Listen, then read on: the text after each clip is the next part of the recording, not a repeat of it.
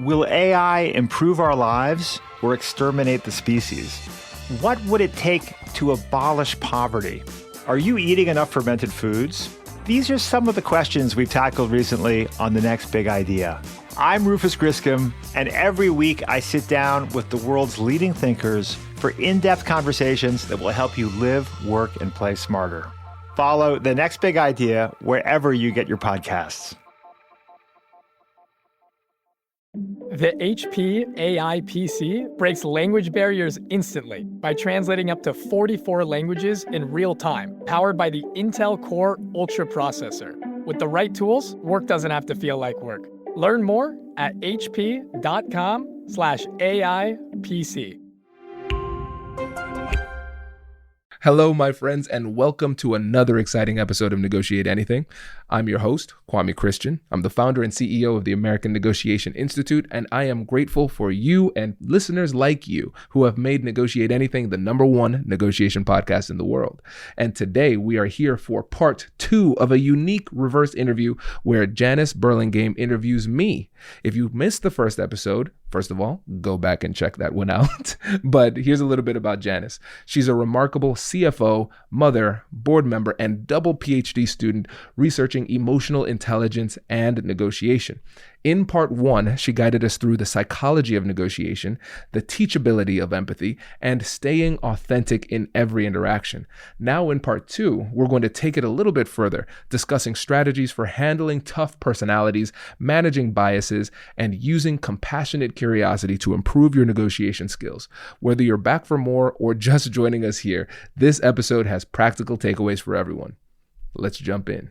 How prevalent, and I think you indirectly answered it, how prevalent is the use of empathy in every negotiation? Also, are there times where it works against you? Yes. So I think it is growing in usage and prevalence, which is great. But I think we are still societally and in our difficult conversations, for the most part, suffering from a deficit in empathy. And then when it comes to, what was the last part of the question again? Do you think there could be too much of it that could work against yes. you? And I mean, yes, absolutely, right? Absolutely. Yeah, I agree. And I had a guest on the podcast yesterday whose book is all about empathy. She identifies as an empath. And a lot of times empaths, they are really great at sensing and understanding how people are feeling. But sometimes it comes at a cost because we sometimes would prioritize the feelings and emotions of the other side over ourselves. We would prioritize their needs over ourselves. And that's where it becomes really problematic. And I think what's helpful to understand is the distinction between empathy and sympathy.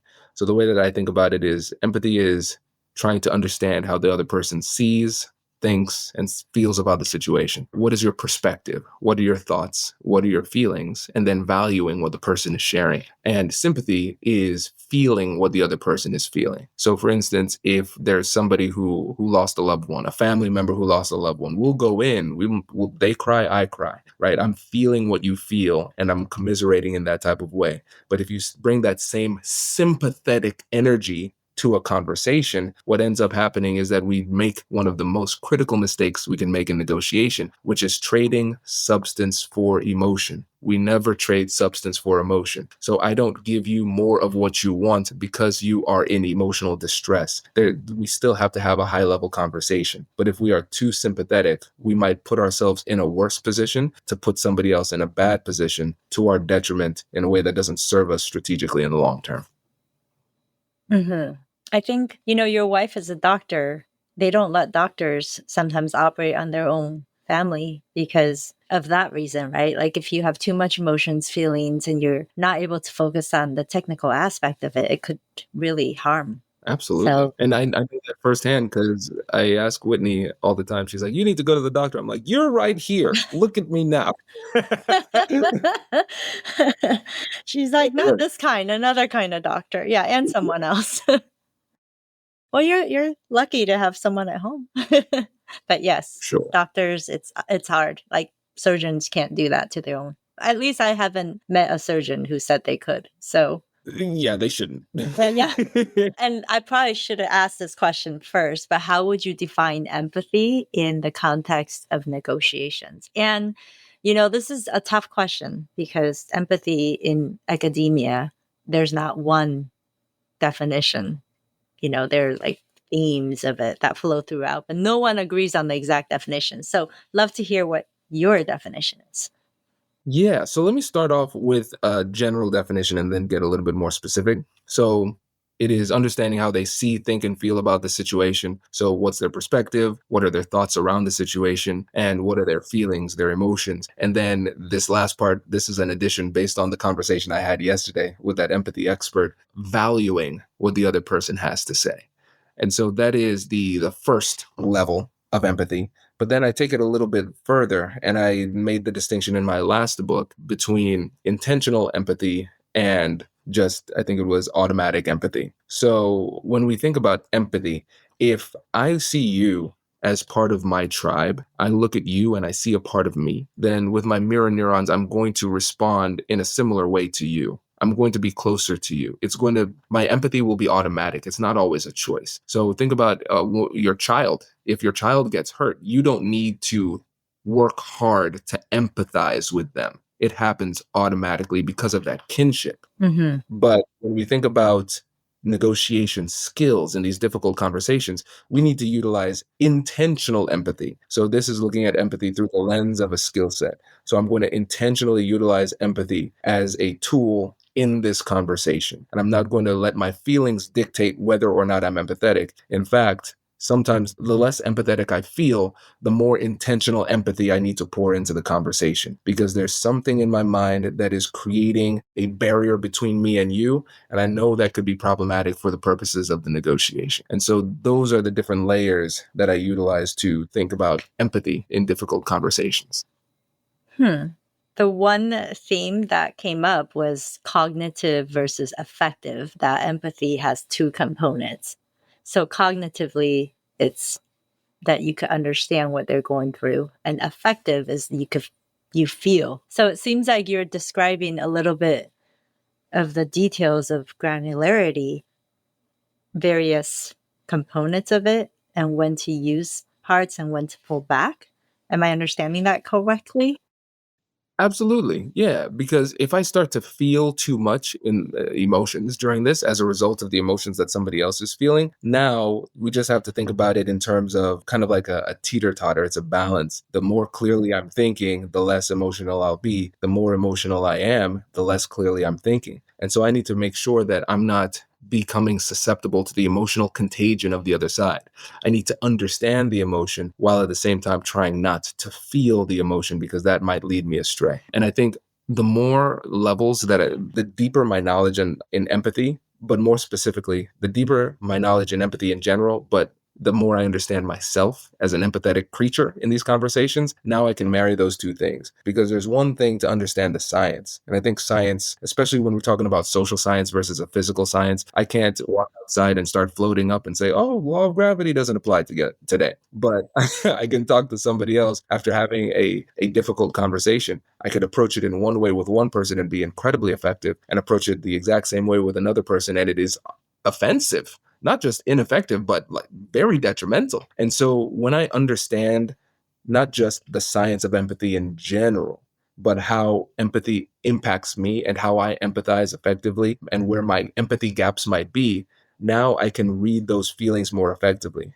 Because when it comes to emotional intelligence in a difficult conversation, I think we have to recognize that the emotions will bring us data points. A lot of times we cling on to these emotional thoughts, and just whatever the emotion brings us, I'm running with it. But when I start to feel certain things, I start to get a little bit more curious about it. Okay, I'm talking to Janice and I immediately don't agree with what she's saying. She hasn't even finished her sentence. What was that? What bias do I have that's holding me back? And when I can understand it that way, I can course correct very quickly and recognize that feeling was not truly legitimate. It's a signal of something that's in my heart or my mind, but it's not something that should be determinative or direct me in these conversations. So the more you understand yourself and the more you understand the science in general, the more adaptable and flexible you can be in the conversation. I think that explains why negotiations is such a draining process sometimes because your receptors are on and you're constantly gauging your own emotions, their emotions, understanding what's going through in their mind, how to adapt to that, and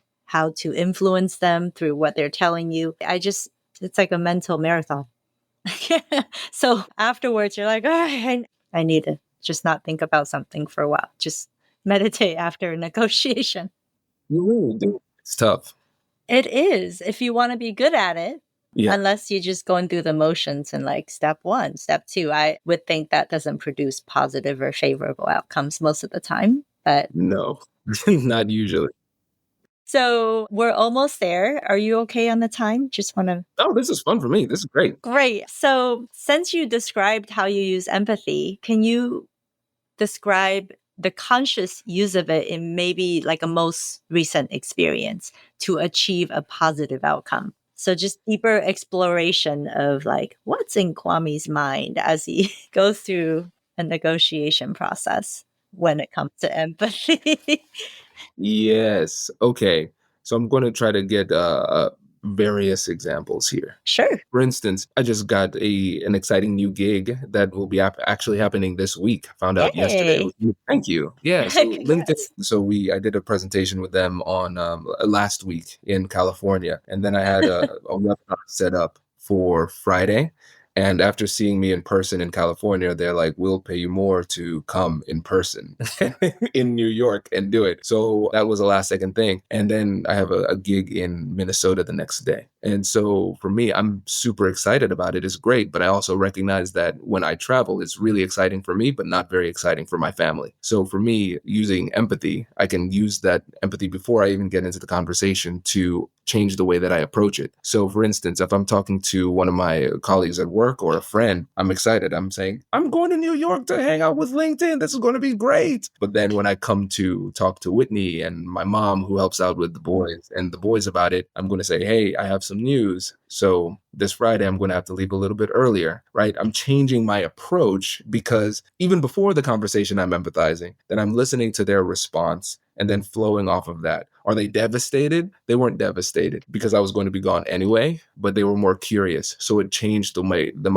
tone in that conversation. Another example is when people come to us, a lot of times, depending on the client and the situation, it can be a really tough situation. And I get really excited when I see a problem I know I can solve, but they are often going through a really tough time. And so I need to stay with them and empathize with them during that conversation to recognize, hey, this is hard, this is challenging, and there's a way through it. And then also in the negotiations with more transactional clients, I recognize there's a little bit of testing that I think almost has to happen where they're saying, well, you're coming in as a negotiation expert. How good are you and your team at negotiating itself? So we have to display the skill that we're going to be brought in to teach. And so empathy in those more transactional business negotiations sometimes manifests itself differently because I want to make sure that we are advocating for the American Negotiation Institute and putting ourselves in a good position while at the same time not doing unnecessary damage to the relationship in the process. So it's the ability to balance and understand the different emotional needs from each party that I'm talking to and flow and give the person what they need while still making sure that I accomplish my goals. Mm-hmm. The flowing concept, adapting and constantly fine-tuning. So has there been challenges that you face in expressing empathy during negotiations, like potential barriers you faced? Hello, my friends. Before we get back to today's episode, I want to ask you a question. Have you ever wondered how to elevate your team's negotiation game and how you can help the folks on your team have better, difficult conversations? At the American Negotiation Institute, we offer transformative keynotes and workshops tailored to empower professionals with top-tier negotiation and conflict resolution skills. Whether it's a keynote for your next event or hands-on training for your team, we've got you covered. Don't just negotiate. Master the art with the American Negotiation Institute. Click the link in the description to find out more. Elevate, negotiate, and succeed.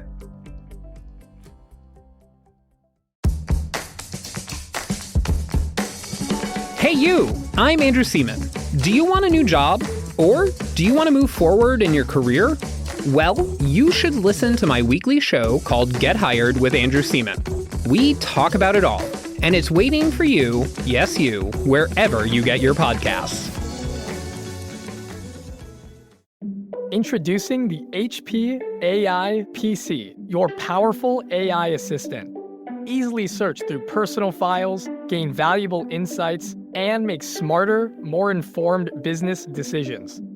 Unlock the future of work today with the HP AI PC, powered by the Intel Core Ultra processor. With the right tools, work doesn't have to feel like work. Learn more at hp.com/AIPC.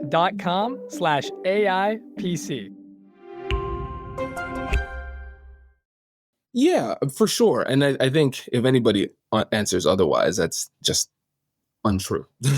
Right?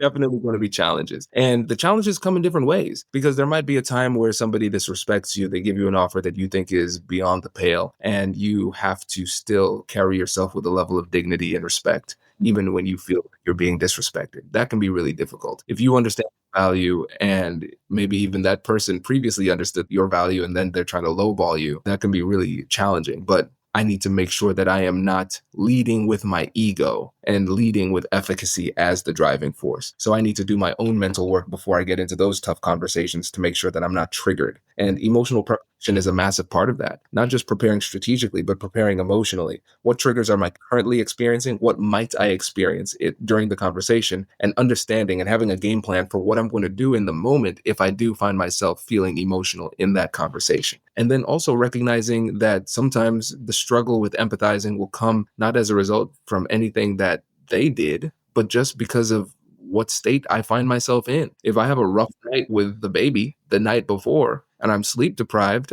it's going to be cognitively significantly more challenging for me to allocate effective cognitive resources to empathizing. I don't have it. I've canceled big negotiations because I was sleepy.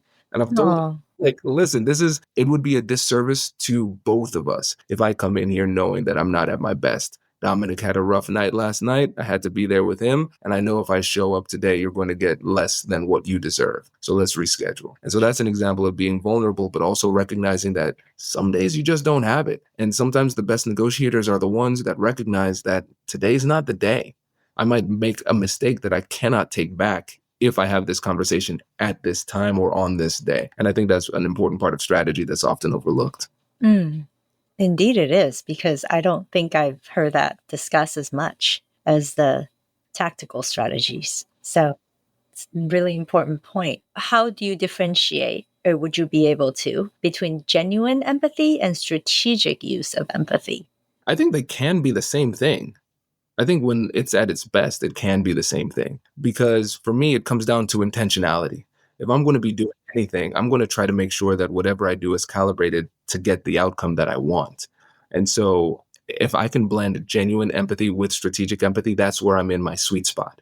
If I become more emotional, then it's going to become more effortful to be empathetic. And so I will accept strategic empathy in that conversation because that might be the best I'm able to muster in that moment. And depending on the situation, it might not even be a situation where you are necessarily triggered and for whatever reason, strategic empathy is the best you can do. Sometimes, depending on the person who's on the other side, strategic empathy is the best thing you can do. Because, for instance, if you were to try to empathize and be vulnerable when negotiating with a malignant narcissist, they're going to use that against you in a really, really problematic way. So as you are adapting and flowing and making reads, you might recognize that with this particular person in this particular situation, being too empathetic would put me at a significant disadvantage. It might even be dangerous. And I would be hesitant to come to that conclusion, but I would also be aware that might be the right conclusion depending on the circumstance. So for me, the sweet spot is if you can be genuinely empathetic, where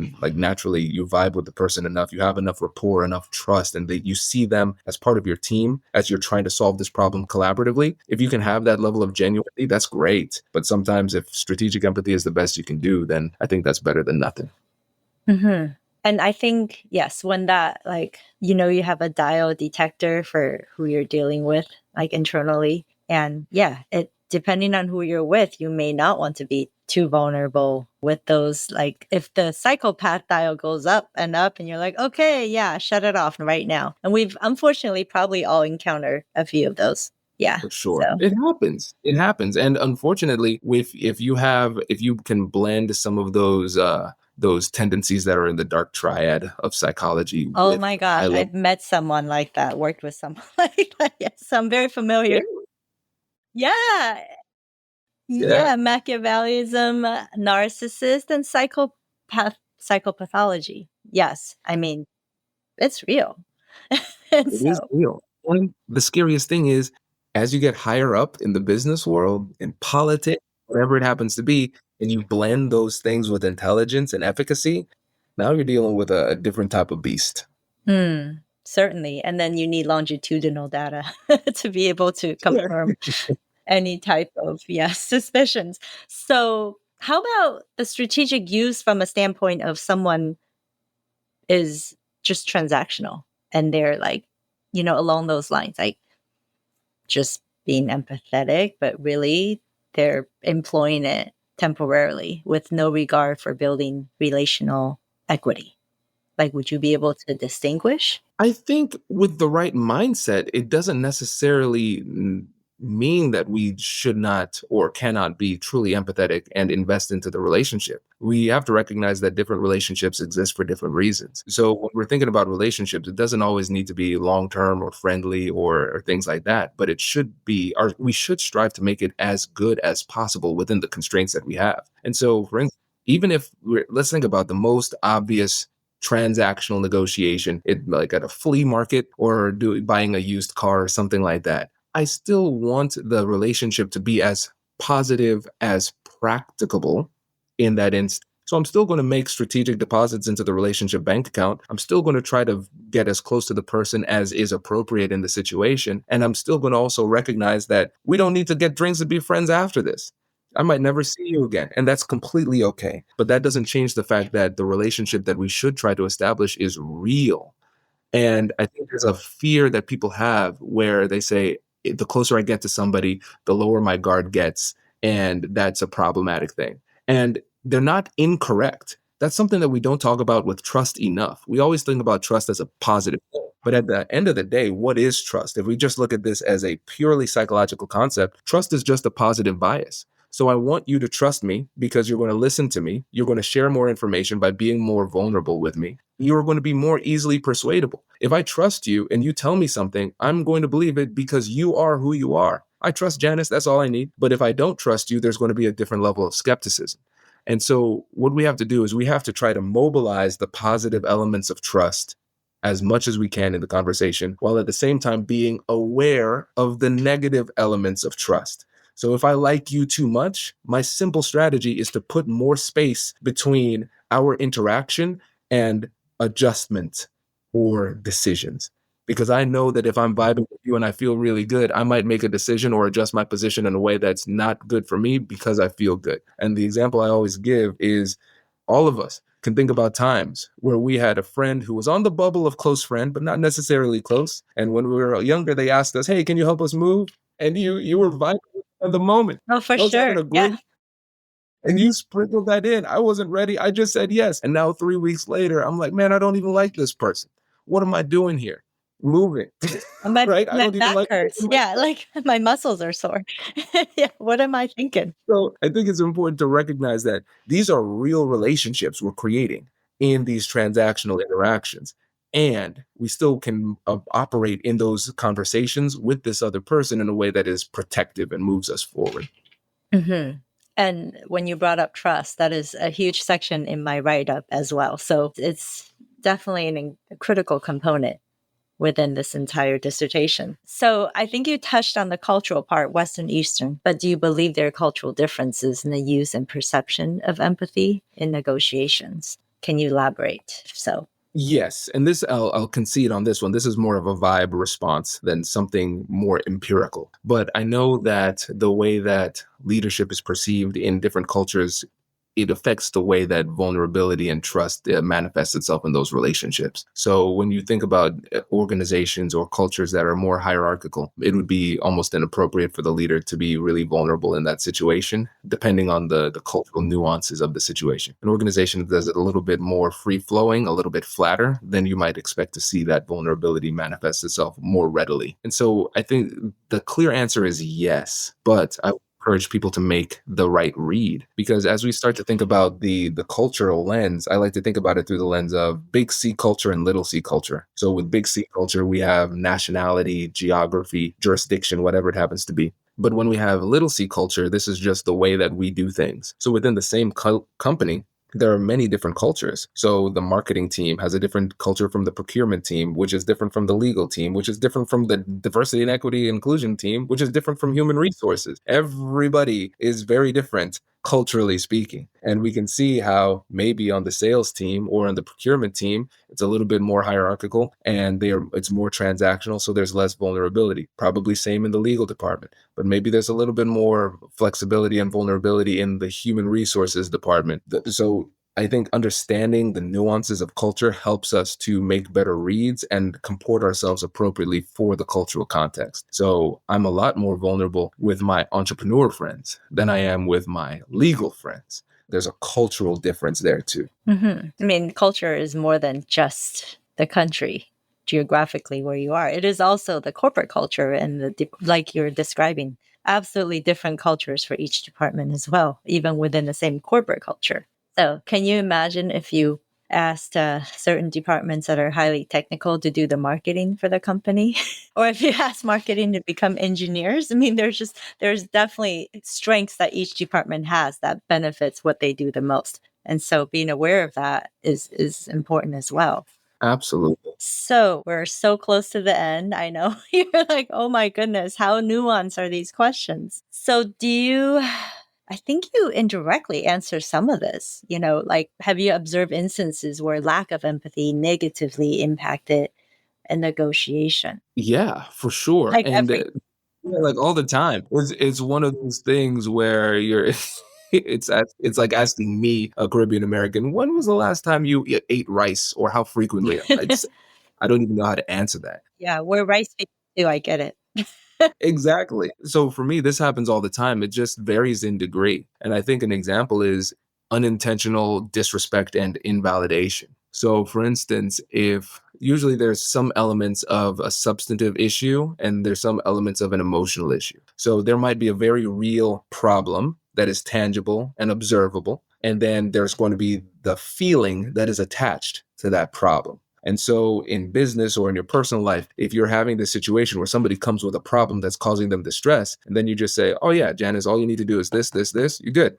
And then I go and continue clacking on my keyboard. You might have the right answer and still be infuriated. You might feel incredibly disrespected by that and feel invalidated. And when you think about these terms, it becomes easier to understand. So when you think about respect is really hard to define, but it's really easy to feel the lack of it. And I think it was in Crucial Conversations they describe it as oxygen.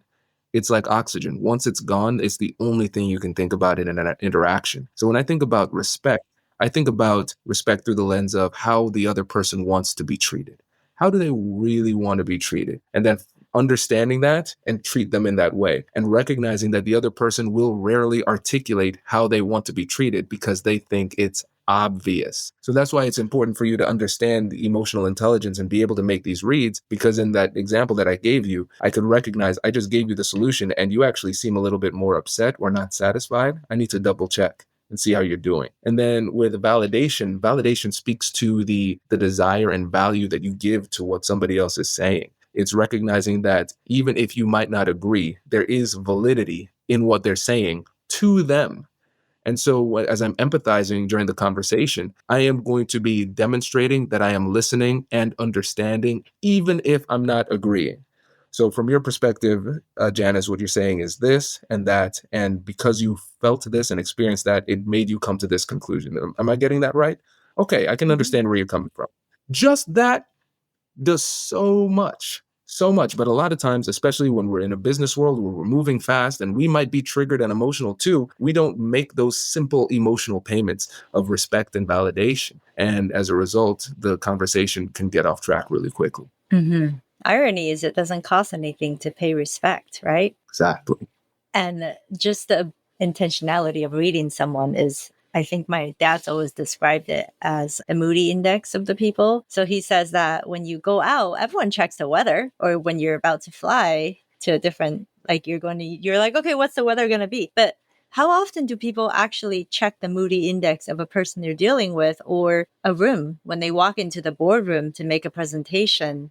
How many people actively think about that whole moody the mood, the climate, the subclimate, what's going on? So when you're describing that, it reminded me of my dad's he's like an emotional intelligence nerd. So he started us on this journey when we're 5 years old. And that's why he has all these analogies, hence my dissertation topic. But yes, what you said resonates absolutely, is the ability to constantly gauge what people are feeling, thinking, your impact on them, not just your intention. Sometimes they're different.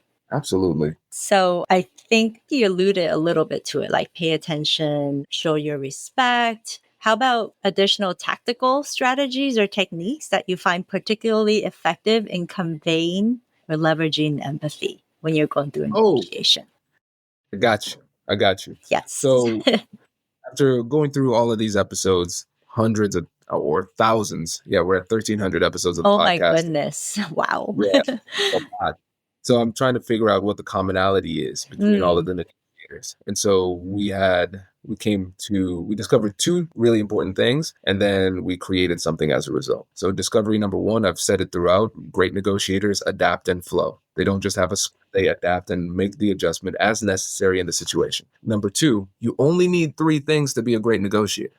And so beyond getting into any really rigid tactics or strategies, if you just focus on getting better on these three elements, then you're going to become an exceptionally good negotiator. So you need to become a better listener, ask better questions, and manage emotions, both yours and the other side. And if you just focus on improving in those three domains, you're going to become much more effective in your difficult conversations. And as a result of those discoveries, we created the Compassionate Curiosity Framework. So it's a 3-step framework that serves as a mental model during our conversations that allows you to make better reads and understand what to say and when to say it for maximum impact. So step 1 is acknowledge and validate the emotions in order to lower the emotional temperature in the room. Step 2 is get curious with compassion to mobilize trust, empathy, and gather information. And number 3 is using joint problem solving, working with the other side to solve the problem. It's not me versus you, it's you and me versus the problem, and we're working together. And so if there's an emotional component, we go with number 1. No emotions, we focus on asking questions, gathering information, empathizing. If there's no emotional component and we have enough information, now we just flow to number 3.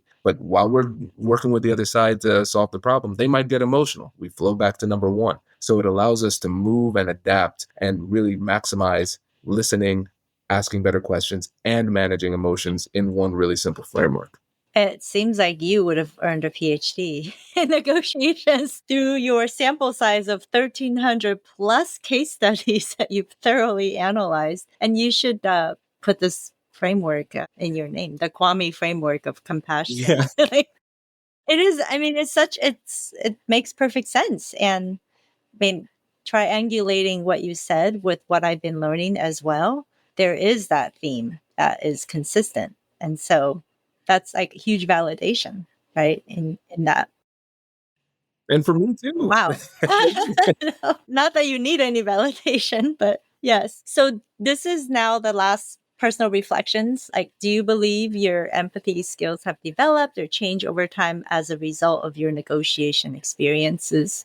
100%. And it gets better every single day because I'm practicing every single day. Continuous growth, because you do have a growth mindset, which is lovely, because a lot of people have fixed like, okay, this piece of the pie negotiation is all we get. But that's not necessarily, it's not a zero-sum game necessarily. Right. So that continuous improvement and growth it's perpetual. So what advice would you give someone who wants to improve their use of empathy in negotiations? Like practical takeaways. The easiest thing is just do it. Just practice it. Because A lot of times, especially if somebody made it this deep in the interview, if there's somebody who is actually listening and learning and trying to get better, one of the biggest things that we have to recognize is that as people who carry themselves as intelligence or fancy themselves to be quite smart, a lot of times really over intellectualizing a problem is just another manifestation of fear. So they don't need to learn anything else about empathy. They need to get out there and have empathetic interactions and conversations. That's all. And so I want to make sure that people don't look at this and think about it just in terms of an intellectual exercise. It's not just that. It is a lifelong practice, and you need to actually be intentional about putting it into practice and getting better with every interaction if we want to grow. It's not a spectator sport, right? You can't just watch. You got to jump right in and just do it. Not to endorse any athletic brands with their with their motto, but that makes perfect sense. And lastly, is there anything else you'd like to share about the role of empathy in negotiations that we haven't discussed? And I know we went into deep detail, so there's no right or wrong answer. Yeah, I would say this last point. Empathy is not a concession. It's a necessary part of persuasion. And a lot of times, especially when you're in the heat of a difficult conversation, we say to ourselves, I cannot empathize with this person. I can't give them that. What are we losing? What are we losing by empathizing? But in the moment, it can feel like a concession because it takes so much emotional energy. And if it's a really tough conversation, we might not think that the person deserves empathy, especially if they're not giving empathy back to us. But we have to remember that if we want to move forward, if we want to be effective, we need to utilize empathy. It's the foundation of effective conversation and negotiation. Well, now, because of you, I might have to change my whole dissertation topic from originally the legitimacy of empathy negotiation to empathy, the sine qua non of negotiation. There you go. Now that you just told me it's a non-negotiable in negotiation. Thanks a lot, Kwame. I really appreciate it. Yes. Oh, that's great. I tell you, it's really fascinating to think. And I haven't had an opportunity to go this in depth in empathy and negotiation in a conversation. So this is great for me too, because now I'm recognizing that when we think about foundational skills, we have to recognize that when we say something is a foundational skill, that means once it's gone, you don't have the rest of it. It's Right? Maslow's, the lowest level. Exactly. It's gone, right? So people oftentimes they become tactic hunters. So I'm going to try to get this quick thing that I can say. I'm going to get this incredible move that I'm going to do, and I'm going to catch them in the moment, whatever it happens to be. And then they wonder why it doesn't work. They go through these negotiation trainings and they wonder why it doesn't work, because if you don't have that foundation, it will not work. And so this is really eye-opening to me, just how important this is. And it's been really cool to have the opportunity to actually articulate it, because I've always believed it, but I've never had the opportunity to go this in depth. So that was pretty cool. It is. I'm just thinking, like, if you have all this complex choreography, it's like in Kung Fu or martial arts, you have this complex, beautiful move all choreographed, and you show up to the fight, and then they have a gun, and you're like, oh, okay, can't flow with that one. So that theme of flowing and assessing and just thinking, like constantly evaluating, pulsing, calibrating, reframing, possibly what you mentioned is so important. Thank you. Absolutely. Well, I My think pleasure. that's it. And I know we took a lot more time than allocated, so I really deeply appreciate your generosity in sharing your time. Yeah, well, I appreciate your generosity in being willing to do this in the form of a podcast interview, because now it's not just me and you, it's thousands of people all around the world that are going to hear from this and learn too. So that's really, really exciting. Thank you. And I hope they're not doctoral hopefuls that hear the 60,000 words and they're like, no, we thought we were going to get a PhD, but no, thank you. That's So masochistic. But it's important work. And before we end the recording, just let the listeners know how they can get in touch and maybe learn more about your research as it goes on. Yes. Well, I do eventually want to publish a book like you. So I will. That's upcoming. But in the meantime, I'm very easily reached on LinkedIn. So if you could find me on LinkedIn, I'd love to engage in any conversations about negotiation related empathy or anything. So yeah, I'm happy to respond to people that reach out. Perfect. Janice, thank you so much for joining us. Really appreciate it. Thank you very much. Thank you. Wait. Now, before you sign off, I have something to tell you that I've never told you before. Just kidding, I've told you before, but you should listen to it again. I want you to know about Negotiate Anything Premium. Imagine all of the things that you love about our traditional feed, plus so much more. I know you like our traditional feed because you're at the end of the episode.